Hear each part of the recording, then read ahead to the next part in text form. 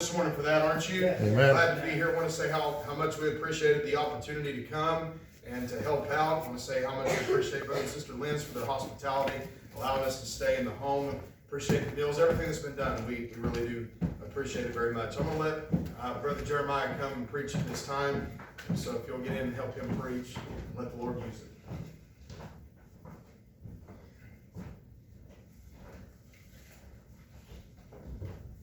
Amen. Thankful to be saved this morning. Thankful to be in the house of God. I don't know about you, but I'm all one for a nice Saturday, but I remember even back home many times, it doesn't really matter too much up at school if it's a nice day or not. I'm in school and I go to church, so it don't make no difference. But I remember back home, if it was a nice Saturday, it was a day to get some work done, a day to do nice things, and a nice Saturday was always nice. But I'd often work Saturday, so even if the Saturday wasn't nice and bright and sunny, it didn't make too much of a difference. But if I woke up Sunday morning and the drive to church was sunny and bright and I was just happy about being in God's house. There's something about that. And I'm thankful to be in the Lord's house this morning. Thankful for the opportunity to minister. And thank you all for having us out. We consider it an honor. And I'm thankful for what God is doing in this church. And have a little message on my heart. And some of you may know my brother. I don't know if I'm supposed to say this or not. Might get me into trouble, but if you know who Simeon is, he's my older brother, and I'm a little bit younger than him. He's about 26, 27, and I'm 19, so there's a bit of an age gap, and but he's been here before, and so I'm his brother, little brother. There's a few of us in our family. There's 7 boys and 1 girl, so we definitely know what it's like to grow up in a big family. And, I would have come here this morning, and normally on a week before Easter, you would preach on something surrounding those events. But I was praying yesterday, and I had already previously, I'm not mistaken, I previously thought about what I was going to preach, and as I was praying, I just felt to preach on Joseph and the man, the life this man lived. You've heard this title before, no doubt. It's one that many use, and really, if I had my way, I wouldn't title it, but for organization purposes, you know how it is. If you pick up something you wrote down, you kind of like to know what it is so you don't have to read the whole thing. And so we're going to title it this morning. It'd be From the Prison to the Palace. And so we look at this life, this man who lived a life, and we know him as Joseph. He actually had another name, and if you look at the pronunciation of the name that the Pharaoh of Egypt named him, it's something that an Englishman cannot pronounce. It's rather lengthy, and so I won't try to do that this morning. But you see this young man, Joseph, and a man who seems to be, he hasn't made, he's his father's favorite, and he is spoiled in today's world. He's considered innocent. Maybe innocency looked a little bit different than it did back then. It seems like the world in which we're living nowadays does its best to take the innocency of the young. Yeah. It takes the transparency, if you will, the purity of a child, and it just wants to indoctrinate it and change change what a child really is. They're just innocent and pure. But we live in a world that because of the curse of sin, we just see an agenda pushed into our children, our young people, and really, it's happening in the church, and there's no way, understand when I say this, take it in context, there is really no way to stop this agenda as the days grow evil, except one thing. yes, we know within a godly home there is protection. But if you read your Bible at all, you're familiar with the phrase, with the washing of the word. Those of you who have lived any length of time at all, you know what it's like to have worked in a secular work environment and to go home and need to wash yourself with the word. Right. Yes, no doubt you need a physical shower, no doubt. I mean, I hope you take one. And but there is a necessity to wash yourself in the word, to refresh your mind. Really, when you do such an act during a hard day's work, or you take time to pray, those around you can tell that there's been a change, or that something has happened. A dark day can turn into a good day. But we look at the life of this young boy named Joseph, an innocent child. But as we begin to watch his storyline and look at his life, we see the events start turning rather dark, if you will. It seems as if somebody is out to get him. And, he was his father's favorite, and so the other brothers begin to despise him. And they begin to have a hatred, if you will, towards him. Some of them do. And so his father sends him out to check on his brothers one time. And you know how it is. You know how little brothers can be. And Joseph wasn't perfect. He was born as we were, with a sin nature. Well, little brother don't have to be out there doing the dirty work. The big boys are out there. Well, how would you feel in your growing up years when you're out there working and you're doing what Dad said, and here comes little brother, and you know he's out there to go back to Dad and tattle on you, and maybe tell a tale, and who knows? And maybe they're just frustrated at this point. They've had a hard day's work. Maybe they've been working and they run into more problems than they thought they'd had that day. And you know what? We gotta silence this little dude. And so they decide it's a good idea to throw him into the pit. He had dreamed his dreams, and we see that there was if you will, we'll call them a prophetic dream. There's a fulfillment we see very practically in the near future of the dream, and then a future fulfillment. But you see this child, it seems like God's hand is upon him at an early age. It doesn't mean he's perfect. So often we look at him as, in an esteemed position. And yes, he did have a tender heart and a righteous heart towards God, but he was human. And so he gets thrown into this prison, and the Ishmaelites discover him and take him and sell him to Egypt, specifically to Potiphar. And there he is, and he's doing a good job. He's being diligent.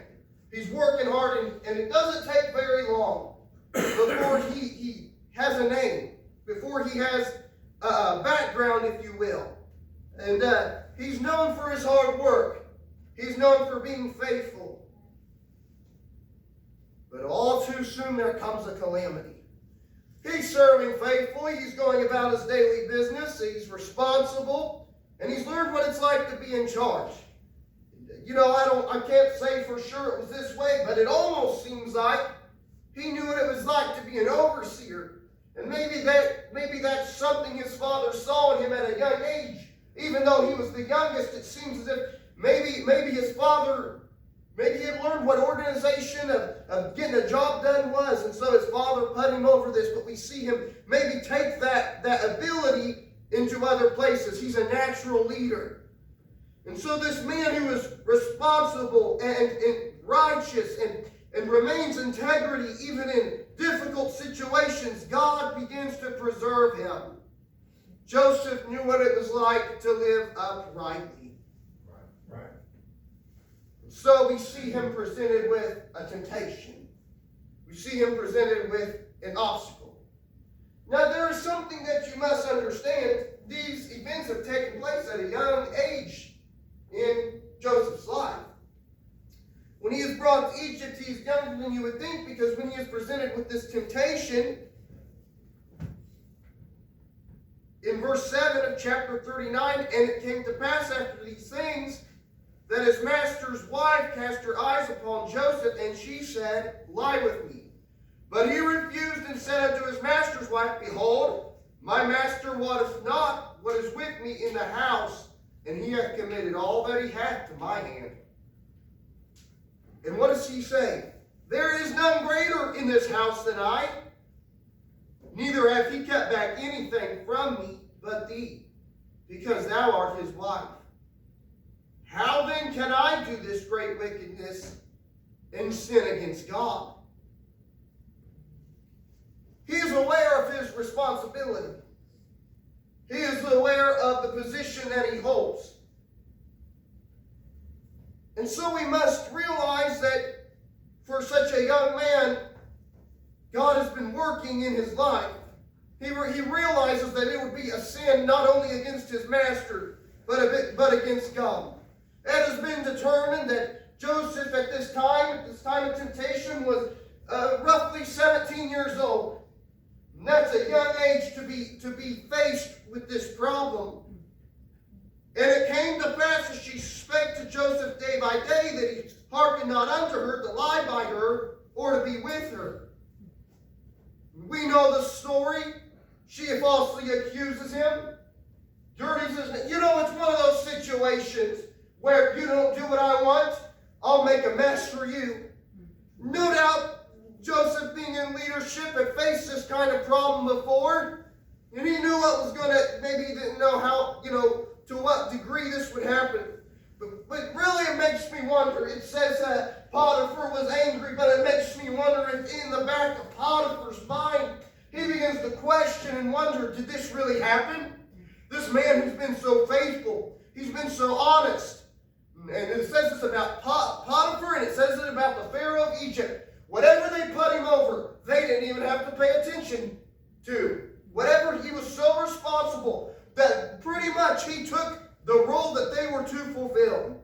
He set them over whatever that they were over, he set them in his place. And Pharaoh himself puts his ring on Joseph's finger and puts him basically in his spot and says he has command over the whole kingdom besides the throne. But quickly, in Potiphar's house, he's faced with the problem. He's in a place of high regard, a place of responsibility. There are those who are looking up to him. There are those who are watching him. There are those paying attention to him. You say, well, maybe Joseph allowed himself to be in an unethical position. Maybe there's a way he could have avoided. Can I tell you something? When you're trying to live righteously before God and you're trying to live an upright life, the devil is going to do everything he can to put temptation and obstacles in your way. Right. Just because something happens to you that you did not... We obviously see he took a stand. He did what was right. The enemy just kept coming back. It says that Potiphar's wife, just day after day, she began to nag him. She began to bother him. At some point, he knew that it was going to create a big problem. Right. A problem that it wasn't his fault, but she caused a problem, and now he's got to bite the bullet. And Joseph's master took him and put him into a prison, a place where the king's prisoners were bound. You mean this man who's lived uprightly gets treated as an infidel? The king's prisoners. This isn't just any prison. This is where the king's prisoners are bound. Those who offended, those who made the king angry. That's where he's thrown. And he was there in the prison. Right. But the Lord was with Joseph and showed him mercy and gave him favor in the sight of the keeper of the prison. And the keeper of the prison committed to Joseph's hand all the prisoners that were in the prison. And whatsoever they did there, he was the doer of it. Hey, if it's going to get done, it's going to get done because we put Joseph on it. If we need this, if we need a man to be faithful in this area, let's put Joseph there. And may I submit to you, really when God has a man, or God has a man who's willing to be faithful, it doesn't matter where he'll go, it doesn't matter what will happen to him, but he'll be faithful in that area. He's faithful in the place of prestige, if you will, in the place where the public can view him. But he's patient and he's perseverant in the place of privacy. No one can see what's going on in the prison. No one can see what's going on in the background. But there he is, the keeper. He's doing the job of the keeper of the prison. He's being faithful. Right. The keeper of the prison looked not to anything that was under his hand, because the Lord was with him. And that which he did, the Lord made it to prosper. Huh? Is that what you want this morning? I want God's stamp of approval on what I'm doing, but it's going to take faithfulness on your and my part. Right. We read in Genesis 39. God's faithful. He made his work to prosper, but he's been in a bad spot. And really, if you read on the story of the butler and the baker, it's not that Joseph doesn't want to get out of this situation. It's not that he don't want to get out of this hard place. For when he interprets the dream of the butler and the baker, he asks them to pretty much, if you will, in today's terms, put in a good word for me when you go before the king. And then, as you know, they forget. The chief butler didn't remember Joseph, and he's forgotten in that prison. But it was his desire to be removed from that place. Seemed like a mark on his personage, if you will, a mark on his integrity to be in the prison. And yes, he was responsible. And it says whatever was done there, he was the doer of. Right. And maybe what that looked like, maybe he was the guy, or maybe he was the only one willing to wipe off the tables, or maybe he was the only one willing to sweep the floor, or maybe he was the only one who was responsible to care after the things he was put over in that prison. But no matter what, Joseph decides, I got to be faithful. Yeah. And so we see him as he's in there in that prison. The Pharaoh, in the meantime, has a dream. No one knows the meaning of it. No one can remember what dream he had, or has it revealed to them, if you will. But there's one man who has the Spirit of God in their life, who has the hand of God guiding and directing their life. And so Pharaoh says unto Joseph, I have dreamed a dream, and there is none that can interpret it. And I have heard say of thee that thou canst understand a dream to interpret it. Now, the way this worked is Joseph's kind of in a hard spot here. If Joseph doesn't interpret this dream properly, or if he doesn't interpret it, he's probably going to lose his head. But we see once again Joseph just goes into this situation with the hand of God on his life, and the Lord prospers him. And really, Pharaoh begins to look to Joseph to interpret this dream.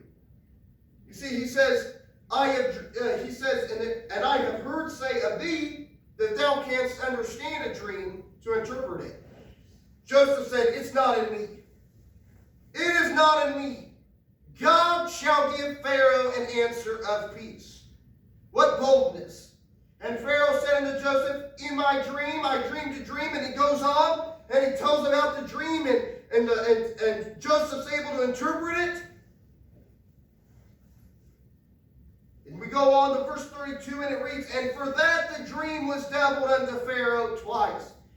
It is because the thing is established by God, and God will shortly bring it to pass.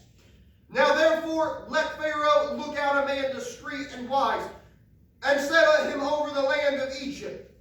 You know what I love about this? As soon as he interprets this dream, he begins to tell Pharaoh what he needs to do. Look out a man. Maybe Joseph didn't realize it, but he was the man. He was the man that Pharaoh needed. Let him look out a man discreet and wise, and set him over the land of Egypt. And maybe Pharaoh didn't realize it, but Pharaoh really paid him a compliment right there. When we read down,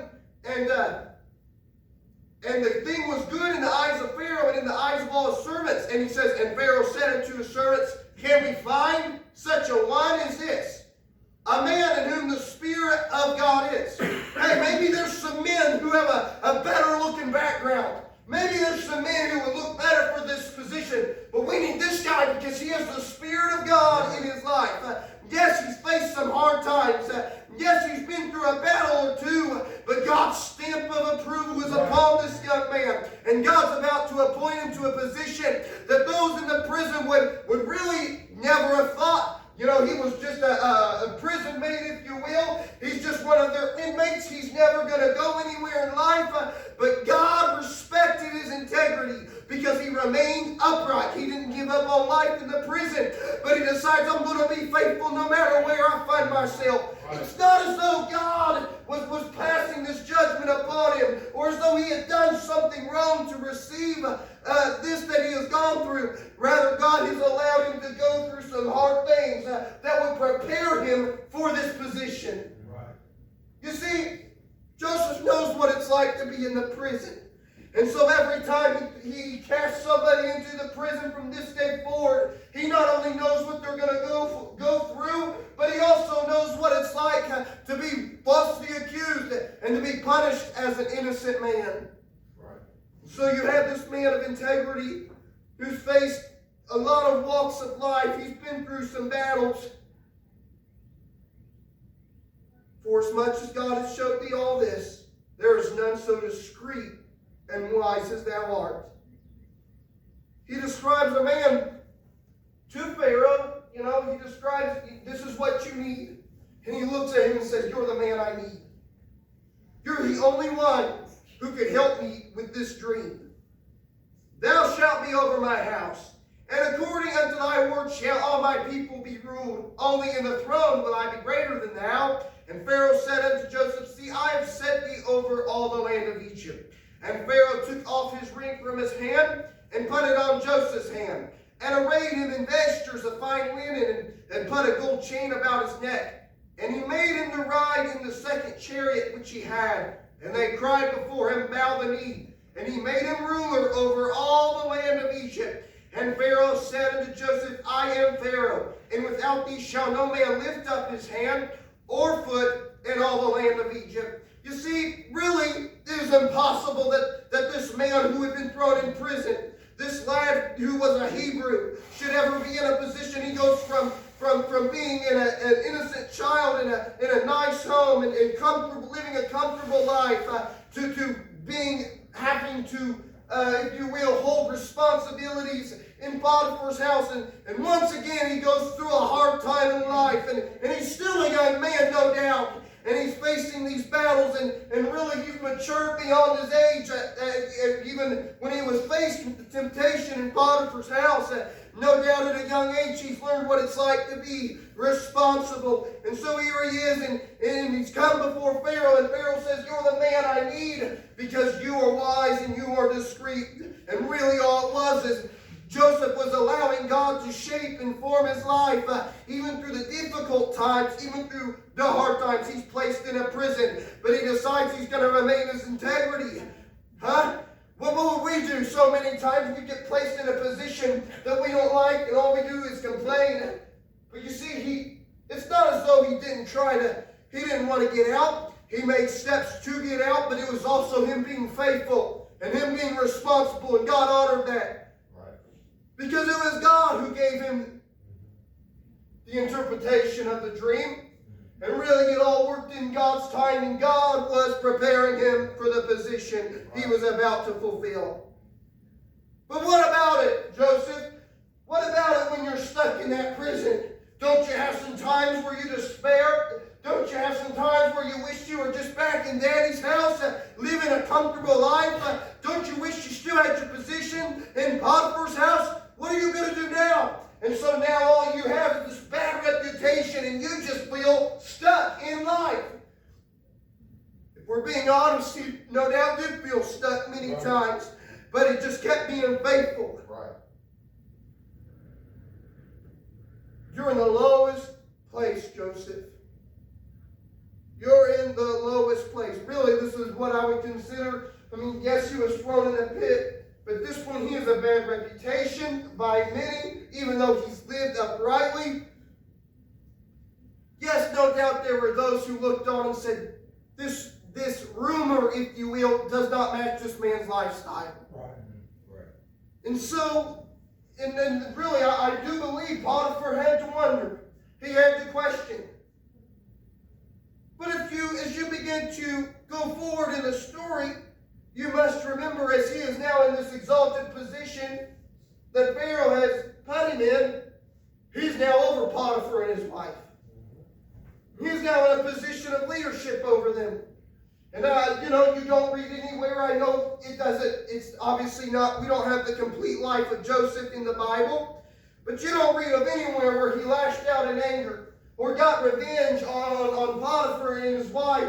Right. But instead, he just is faithful to God. And if God will put him in the position, God will keep him from really having bitterness in that position. And maybe there were some things Joseph had to get past in the time of being imprisoned before God could promote him to the position that Pharaoh put him in. Right. And so we see there's some perseverance in the prison. Have you ever been in a place and you really thought, when am I going to get past this spot? You don't see the ends in sight. You don't see the next turn of the road, and really the only thing God's saying to you is wait.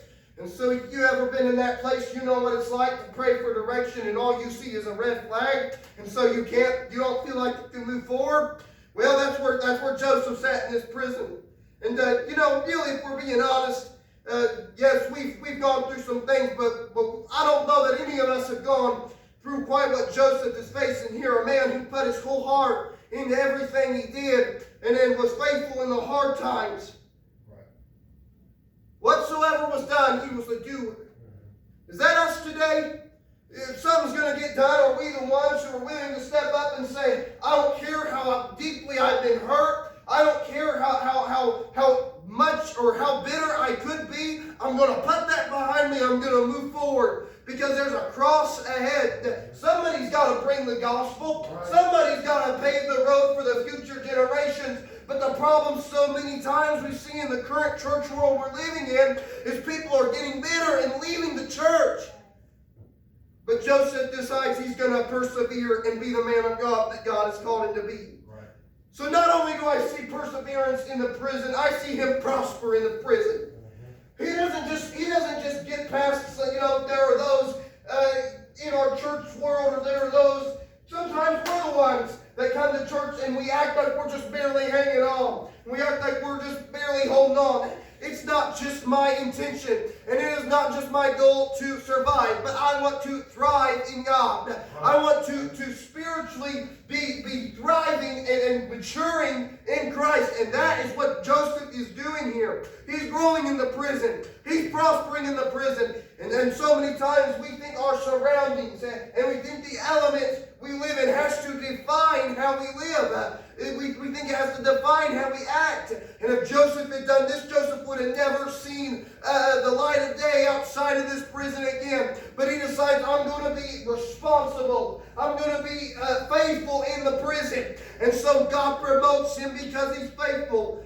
But really where we find ourselves, we really do. We find ourselves in rough places in life. We're in a storm. And we think because we're in a storm that, well, I have a right to be upset. I have a right to be down or discouraged because of where I'm at. It doesn't mean that Joseph didn't go through these times, but he decides, I'm going to be prosperous. I'm going to be faithful and patient in the prison. Keeper of the prison didn't have to keep an eye on anything under Joseph's hand. He's a faithful man. The Lord made it to prosper. Yes, Joseph was being faithful. Yes, Joseph was being perseverant in his work, but it wasn't even so much what Joseph was doing. It was that the Lord was making it to prosper. Yeah. Now, I don't know about you, but that's what I want in my life. I want God to make my works for Him. I want God to make my life prosperous. Yes. Nothing really in the eyes of man that Joseph did would have mattered. But when God honors a man, He'll promote a man. Yeah. See, it's not as if Joseph could have done anything to get out of the prison, because the only thing he could have, the only thing that did, well, first we see that he wanted to be removed from the prison through the interpretation, perhaps, of the butler and the baker's dream. But maybe that wasn't God's timing. God used him in that act. So maybe now he's down in that prison questioning God, why? God, when is it going to be my day to be freed from this prison? But God uses the same situation later on, and he's drawn out of that prison for the same purpose, if you will. God gave him that power, so the power of God, the voice of God in his life was the only thing. The ability to interpret this dream was the only thing that got him out of the prison. So yes, Joseph was faithful. Yes, Joseph was a man of integrity. But it was God who got him out of this prison. It didn't look like everything was going for him. But as long as God was going for him, as long as God was by his side, he was going to be all right. You see, it's not the only situation we read of in the Bible where men were faced with situations that they weren't responsible for, if you will. We read of a man named Job, suffered at the hand of the devil. And at the time, he felt like God was pouring out his wrath upon him. His three friends came and they decided they were going to comfort him, and really all they did is cast judgment, and so now he's just miserable and he's suffering. But God no doubt worked things through the life of Job at this time of life, and in the end God blessed him with more than he ever had in the beginning. And you see this displayed over and over in the Bible, and maybe you've seen it in your own life. You suffer. Maybe you have suffered for Christ, if you will. And you've taken a stand even when it was hard. And looking back, you see how God blessed you, multiplied really what you had started with in the beginning. As you were faithful to him, he was faithful in return. And that's what happened in the life of Job. But I see another man by the name of Paul. A man who, in the beginning, had persecuted the church. And a man who really hated God's people. But he thought he was just in persecuting the church. So, we know about his conversion. We're familiar with his conversion. He begins to do his best to further the gospel. One of the first things you're going to notice about this man named Paul is anything he put his hand to, he was perseverant in. And so before his conversion, he was perseverant in persecuting Christians. But God meets him on that road and changes his life for forever. You read in Acts chapter 16. We'll begin in verse 19.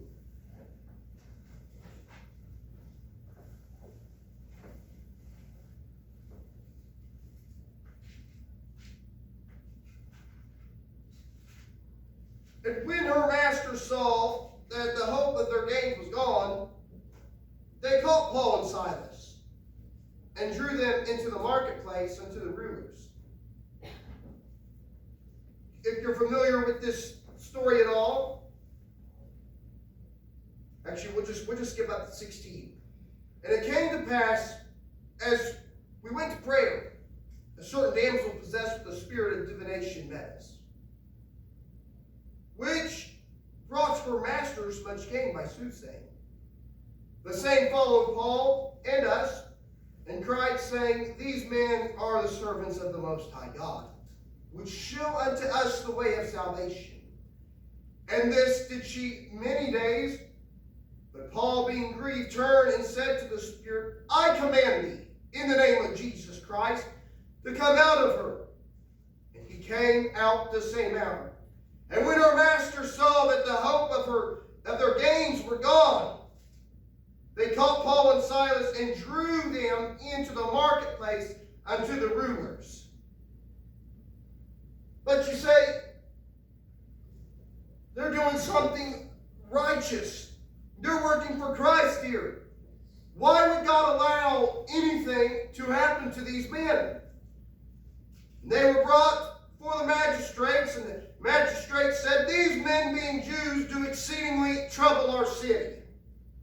Now, mind you, they have just delivered this girl of devil possession. They teach the customs which are not lawful for us to receive, neither to observe, being Romans. Notice how they twist exactly what these men are doing here. And the multitude rose up together against them, and the magistrates rent off their clothes and commanded to beat them. And when they had laid many stripes upon them, they cast them into prison, charging the jailer to keep them safely. Who, having received such a charge, thrust them into the inner prison and made their feet fast in the stocks. These guys are not getting out. And really, these men were made out to be some very dangerous men. And at midnight, Paul and Silas prayed and sang praises unto God, and the prisoners heard them. And suddenly there was a great earthquake, so that the foundations of the prison were shaken, and immediately all the doors were open, and everyone's bands were loosed. You know what? We've had some hard times. You know what?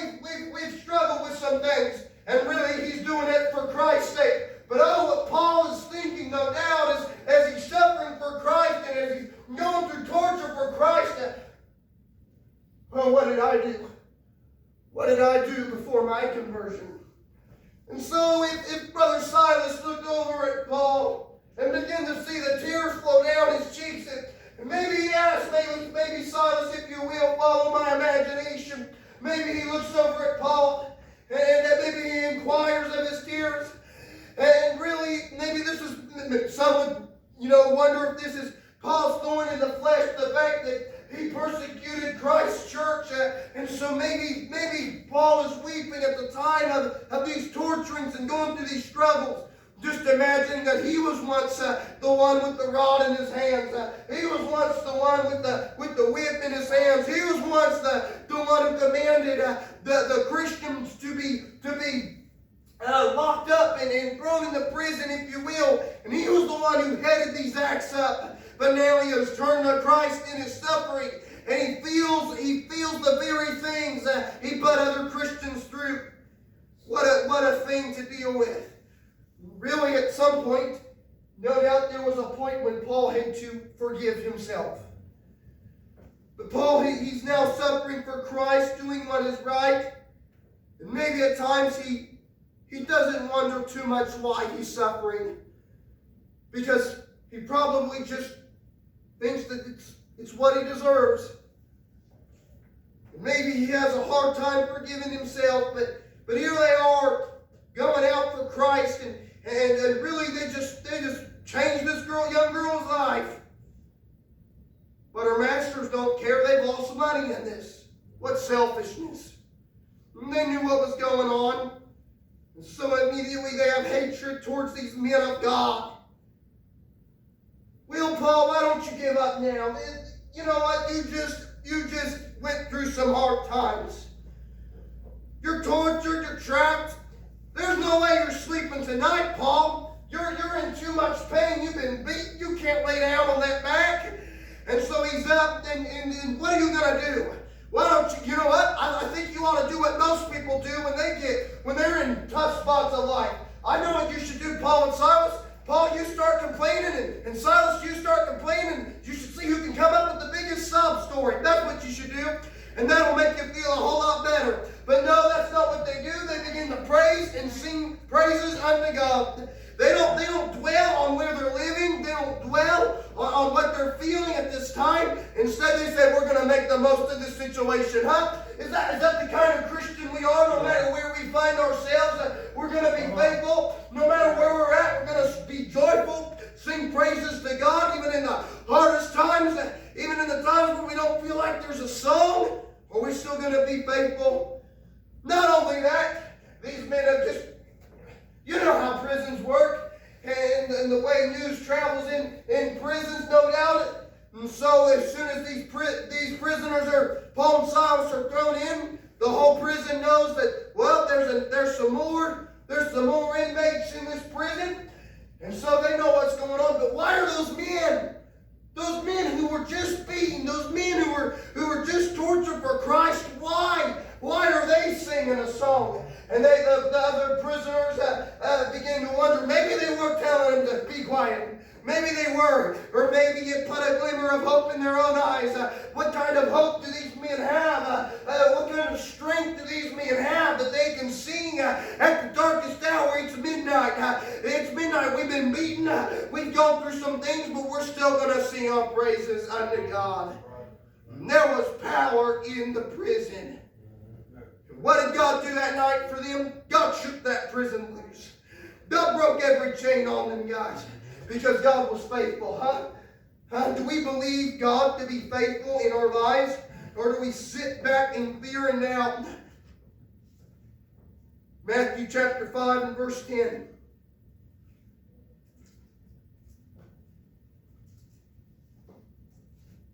Blessed are they which are persecuted for righteousness' sake, for there is the kingdom of heaven.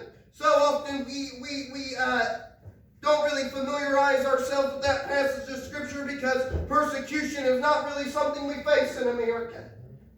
But it was, especially in this time, and it is in other countries. And it's not to say that we don't go through hard times and we don't suffer hard times, but what do we do? My question is, what do we do in the hard times, in the difficult times, in the times where we face a storm, whether it be the loss of a loved one, as Brother Liam's mentioned this morning, What is it that we deal with? What kind of storm? What kind of prison, if you will, that we find ourselves in?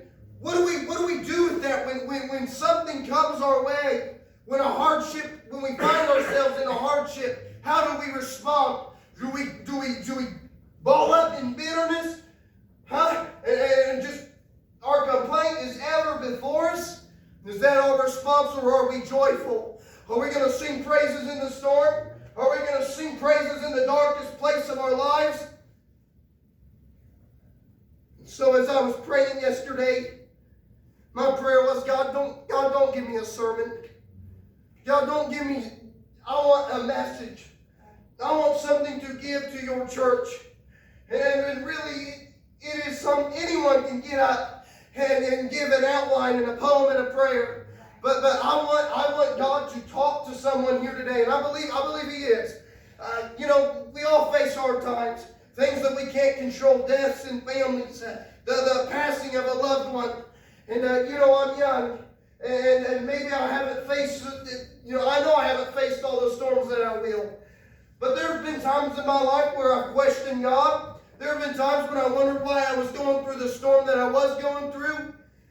And really, it's not as though we do question God, but what is it all right to question Him when He's the very one that formed us, when He's the very one that knew the storm we face? He knows all things. He knows all things. Somebody could come to the piano. I'm just about done. God knows our hearts.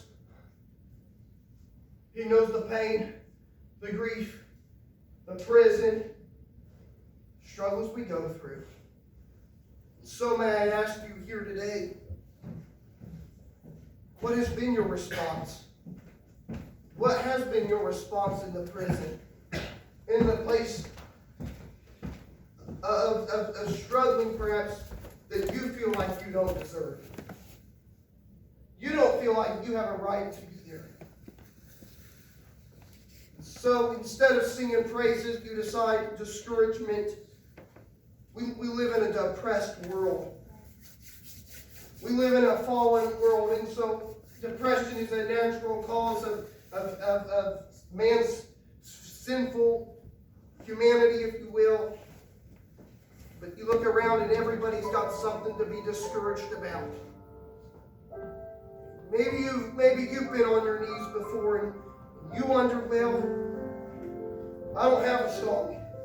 All I see is my complaint before me. David was honest before God, and so God's going to call for you to be honest before Him. We see God's faithfulness in the life of David. Because David was faithful to God, God was faithful to him. God wants you to be honest before Him this morning. God, I've got a complaint. God, I've got this problem. I'm in this prison, God, that I don't really feel like I deserve to be in. And there's nothing I don't deserve to be in, God. There's nothing I need to put me here. There's nothing I can do to get out. I'm stuck, Lord. I need you you to come by and bring me. Honey, is that where you're at this morning? It can be anything. Anything can cause you to be in such a place, but it is not the will of God that you remain in a discouraged place forever. And it doesn't mean that you'll come out of that stage of life or those struggles of life in a heartbeat, but it is the desire of God that you prosper where He has you living spiritually. If everyone could, let's come around these altars this morning and ask God to strengthen and help us. Help us to prosper.